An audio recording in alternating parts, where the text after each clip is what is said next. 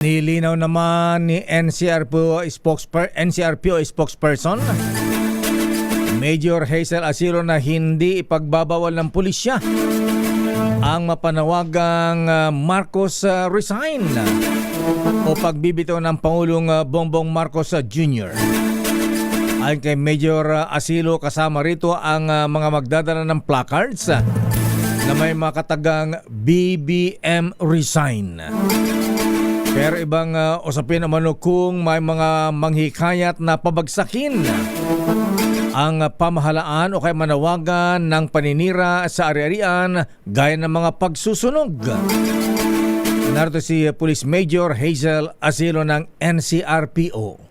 Maliban na lang kung meron silang mga panawagan, halimbawa magsunog or ibagsak, yun yung mga kinoconsider natin na mga dapat na, mga red flags dito sa mga mangyayari na mga pagtitipon. So nagkaroon naman tayo ng usapan sa ating mga organizers na yan ay isa sa mga kailangan nilang masunod yung mga panawagan na kung ano since ito ay magiging parang vigil din lamang na nito illusion na. Magugunitang kinusan noon ng inciting to sedition sa kasagsagan ng protesta ng ilang organizer ng United People's Initiative tulad ni Jel Pokis dahil sa pagkalampag nito sa armed forces na bumaliktad na sa gobyerno.